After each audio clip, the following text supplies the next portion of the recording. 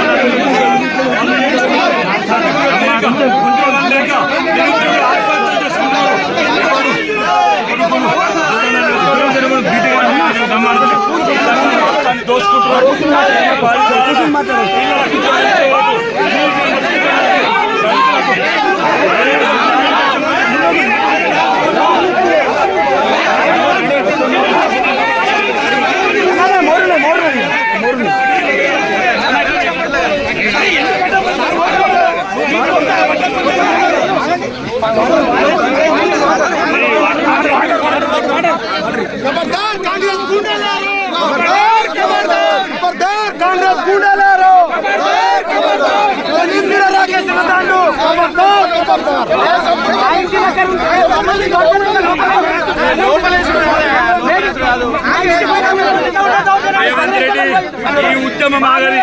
స్వచ్ఛైన సాధితం బిడ్డలకు ఉద్యోగాలు. నేను తెలంగాణలో దేనికైనా సిద్ధం. మేము భారతీయ జనతా పార్టీ విద్యార్థులకు నిరుద్యోగులకు ఉద్యోగాలు ఇచ్చే వరకు, పేద బిడ్డలకు ఫీజు ఇచ్చే వరకు నిన్ను అడుగు కూడా తెలంగాణలో. ఎవరి సొమ్ము ఎందుకు పంచుకుంటున్నారా మీరు? ఎవరి సొమ్ము భూములు ఎందుకు అమ్ముతున్నారు? విద్యార్థులకు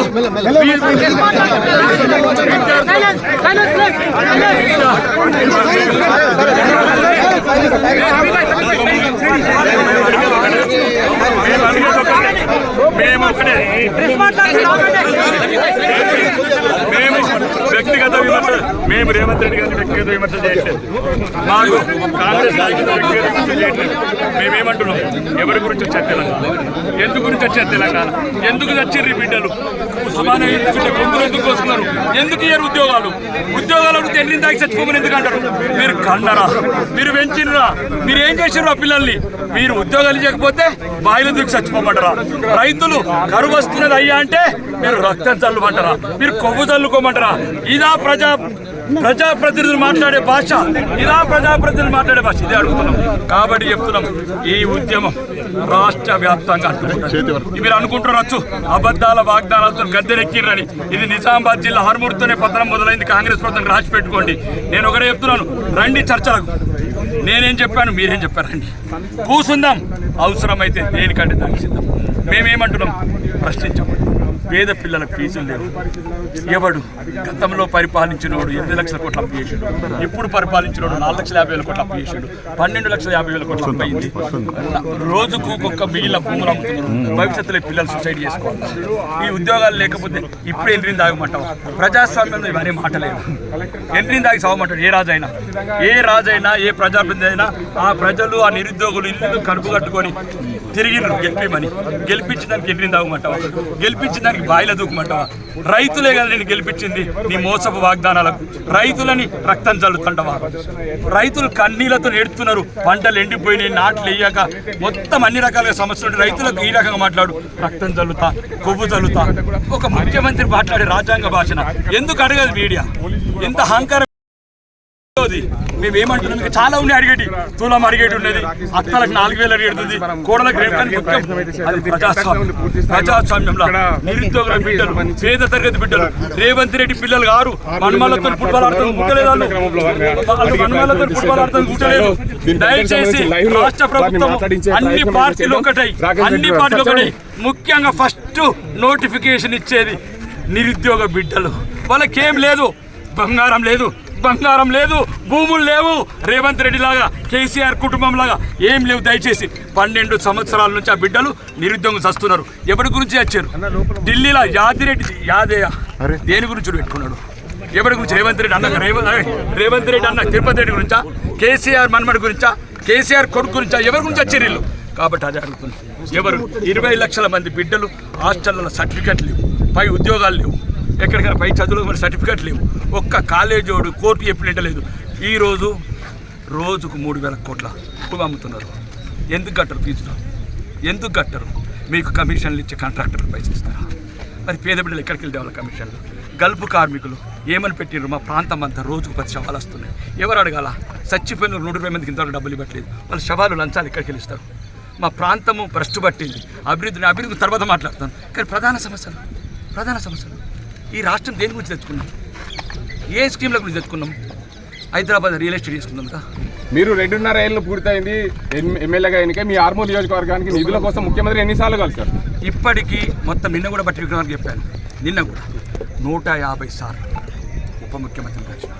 సీతక్క గారిని 53 సార్లు కలిశాను. కావాలంటే తెలంగాణ అసెంబ్లీలో మాట్లాడాను. ఒక్క నిధులు లేదు. ఇది ప్రాంతానికే పరిమితం కాదు, రాష్ట్ర వ్యాప్త సమస్యలు మాట్లాడుతున్నాను. ఈరోజు నిజామాబాద్ జిల్లాను అడుగంటించారు. ఎన్ని రకాలుగా రూపాయలు లేదు.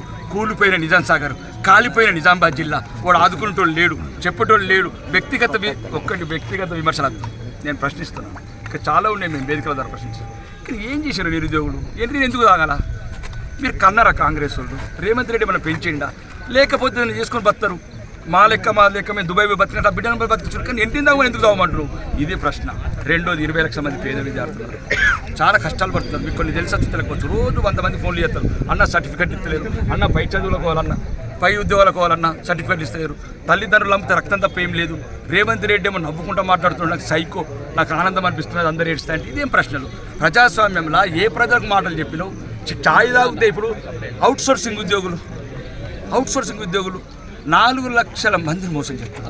ఒక్క కార్పొరేషన్ పెట్టి వాళ్ళకు కొద్దిగా 10,000 రూపాయలు కమిషన్ మిగులుతుంది. వాళ్ళకు ప్రభుత్వానికి మిగులుతుంది. అందరూ దొంగలు పంచుక తింటున్నారు. కాబట్టి తెలంగాణ రాష్ట్రం దయచేసి ఇది దొరలకో, రేవంత్ రెడ్డి సోదరులకో, కాంగ్రెస్ మంత్రులకు రాలేదు. తెలంగాణ 4 కోట్ల ప్రజలకు వచ్చింది. ఈ తెలంగాణ ఆదాయం 4 కోట్ల ప్రజలకు చెందాలా? ఇది ఒకటే సమస్య కాదు. మేము ఇంకా చాలా ఉన్నాయి. అత్తల గురించి మాట్లాడతాం, కోడళ్ళ గురించి మాట్లాడతాం, వచ్చే నెల 4,000 గురించి మాట్లాడతాం. కానీ ముఖ్యంగా ప్రధాన సమస్యలు 20 లక్షల మంది విద్యార్థుల భవిష్యత్తు ఈరోజు కుంటుపడ్డది. ఆ తల్లిదండ్రులు కిడ్నీలు అమ్ముకుంటున్నారు, రక్తాలు అమ్ముకుంటున్నారు. కాబట్టి నేను అన్న ఉద్దేశం అదే తప్ప ఇప్పటి నుంచి ఇదే కాదు. ప్రతి ప్రధాన సమస్య మీద 420 వాగ్దానాలు ఇచ్చారు. అవి అడుగుతాం. 62 వాగ్దానాలు ఇచ్చారు. అవి అడుగుతాం. 6 గ్యారెంటీలు అడుగుతాం. కానీ ప్రధాన సమస్య పిల్లలకు, నిరుద్యోగులకు ఉద్యోగాలు, పేద పిల్లలకు ఫీజు రింబర్స్మెంట్, ఎట్లా భూములు అమ్ముతున్నావు ఆ భూములు డైవర్షన్ చేయి. 14,000 ఉన్నది, 45,000 ఎక్సైజ్ ఆదాయం అయింది.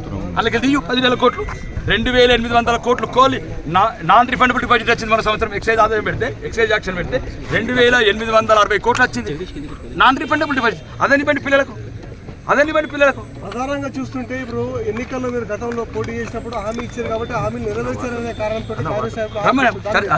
నేను రమ్మన్నది ఏంటంటే ఆ చర్చకే రమ్మన్నాను. ఈరోజు మిమ్మల్ని రమ్మంటానికి నేను చెప్తున్నది నేనేమి ఇచ్చాను, ఏం చేశాను, మీరేమిచ్చిండ్రు, ఏం చేశారు. అవసరమైతే కాగితాలు రాసుకుంటాం, బ్యాలెన్స్ షీట్లు రాసుకుందాం. మీరేమిచ్చిండ్రు, ఏం రాయలేదు, ఏం చేయలేదు. నేను ఏమిచ్చినా ఏం చేయలేదు. ఇప్పుడు నా స్థాయి నాయకులు, ప్రజలు ఎన్నుకున్న నాయకులు ఒక సుధా నేనేం మాట్లాడాను, ఏం చేశాను, ఈరోజు మీ ద్వారా చెప్తున్నాను. బరాబరి చెప్పాను. ఇంతకుముందు 10 ఇంటర్వ్యూలలో చెప్పాను, 100 ఇంటర్వ్యూలలో చెప్పాను, ముఖ్యమంత్రి గారికి చెప్పాను. నేను ఎన్నికల వాగ్దానం చేసి మారంపల్లి గ్రామంలో ఎన్నికల సంగ్రామంలో చెప్పాను. అప్పుడు మా మేనిఫెస్టో కాదు, ఇంకొక మేనిఫెస్టో అధికారంలోకి వచ్చింది. ఆ రోజు కూడా చెప్పాను. ప్రభుత్వం ఒకవేళ ఇల్లు కట్టియకపోతే ఊరుకు 10 ఇల్లు సొంతం కట్టిస్తాను. ప్రభుత్వం తెలంగాణ అసెంబ్లీలో మొదటి స్పీచ్లో అడిగాను. దయచేసి ప్రజలు కోరుకుంటారు ఇల్లు, పెన్షన్లు, రేషన్ కార్డులు, సామాన్యులు కోరుకునే సమస్య తీర్చాలి. 2 సార్లు ముఖ్యమంత్రి దగ్గరికి వెళ్ళి అది ఏదైతే ఇందిరమ్మ స్కీమ్ ఎక్కడొచ్చింది? మేం లేనిది.